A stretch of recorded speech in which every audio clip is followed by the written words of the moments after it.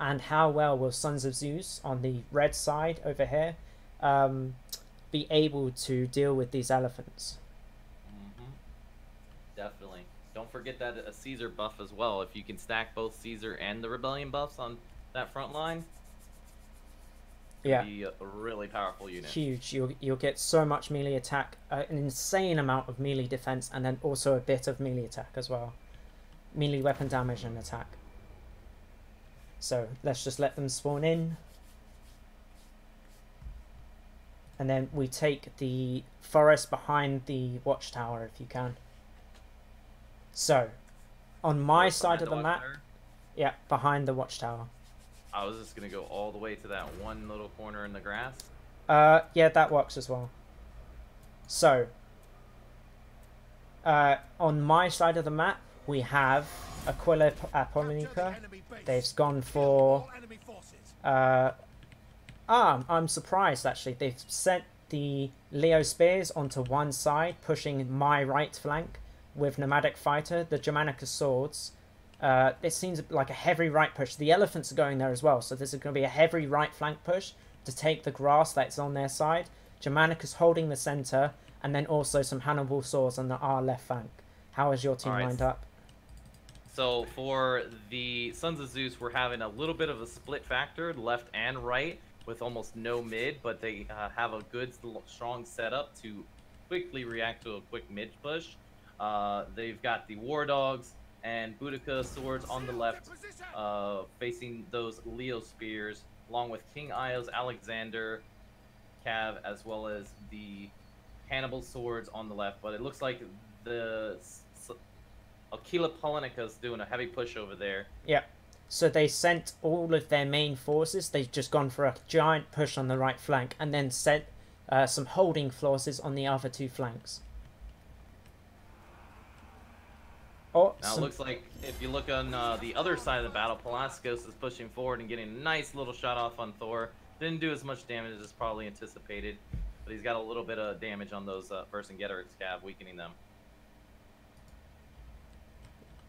And just the right hand flank push from my side, from Aquila, is just going unabated. They've taken the plateau much faster than Sons of Zeus have taken theirs. Sons of Zeus seem to be retreating to their side of the map at the moment.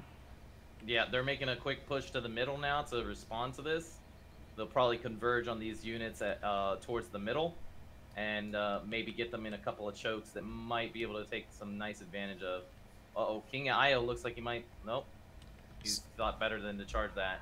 So interestingly, Aquila Apollonicas, the two holding force of the Germanicus swords and the Hannibal swords, have just stayed at their base, whilst the rest of the forces continue to push. This might mean that there is a split between the two halves of the teams. So the Helsinsu just caught Thor 1368 Vercingetorix Cav and just got him tied up, so maybe they might eliminate them. It looks like he's going to fight him while he's in Defiance. Probably not the smartest of moves. I would have tried to deactivate that Defiance ASAP. Yeah, seems it's trading semi-evenly so far, but Sun Tzu's coming back. Oh, he turns around with that Cav. I thought he was going to charge it in, but he decides otherwise. And the main engagement in the center is now taking place. Trasamensis and Nomadic Fighter are exchanging missile fire. Pelasgos takes a huge hit onto his slingers. That's going to hurt Pelasgos big time, because it looks like he's lost about half his models in one unit and about 25% in another. So that's his power is going to be diminished now. This whole middle could be a little death trap, though, because Sons of Zeus is starting to surround the Aquila Polonica. In fact, the surround is happening on both sides as Disaster Struck pushes up towards middle his Germanicus swords and also closes them off. And Tannenfeld's coming from the other direction. They might be able to get a 360 surround here. Well, that was Tannenfeld's might not be able to push, though. He's got to deal with Assassin, who's gonna have. It looks like Sedaris is gonna be there for maybe a Boudica Rebellion buff, so his troops might actually be able to take on all of Tannenfeld's troops. Oh, and it's really up to these Javs and who wins the Jav fight, in my opinion. And so Nomadic Fighter was in the forest. He does slightly less missile damage in the forest, and he was unable to trade evenly with Trasamensis. who's now being chased by the elephant. But Palaskos has managed... Well, an entire team is just surrounding that elephant, trying to take it down as quickly as possible. That Jav Menace needs to get away as fast as possible, so into another fight. He needs to be pushing out this damage, otherwise the Aquila Polonica is going to take the pure advantage in points. And they have done just so. Have so much infantry.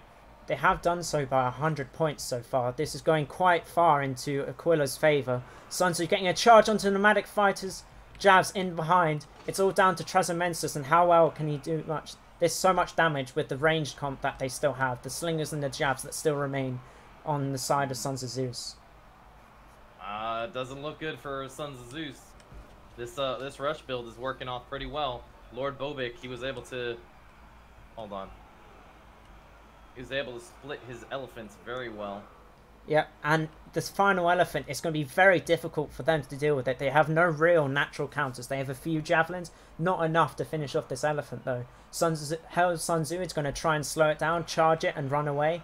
And then Pelas might be able to get it with his pikes. This could be a game changing if he does. Not enough though. He was able to, he saved his, see that? Lord Bobik was smart saving his Stampede as a getaway mechanic rather than charging in. Yeah, very smart by Lord Bobik there. Keeps this elephant alive, although he's being warded away by Pelas. He's not able to get into the backline for the moment. Trezamensis is still doing damage to this front line, Germanicus swords, but the huge sweeping flank of Rex and Naris come in from the base. That it's just not going to be enough though, unless they get some of those Boudica buffs going and can hold off that line with Pelasgus right there. It's going to be up to Pelasgus to hold that gap. Unless they come around and surround, then it's pretty much over for Sons of Zeus. Yeah, it looks like it. And Lord Bobik has gone all the way around and now is aiming towards Palaskos' slingers. And that's going to be pretty much the wrapping up of their range at this point. He can soak up the Jav damage, which means his infantry have more time to take out their the enemy's infantry, and that's pretty much about the match right there. For sure.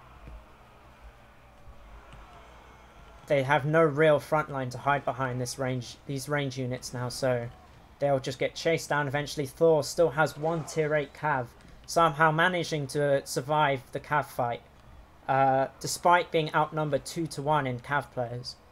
Still has one more cav to get onto those range units. And that Vercingetorix, just that like we were spoken earlier, that earlier engagement for Sun Tzu. In my opinion, he should have pulled out of the Defiance, because it's very easy to get out of Defiance and then cancel it, and then he would have had the advantage to kill that one unit and have one cavalry advantage early on in the game.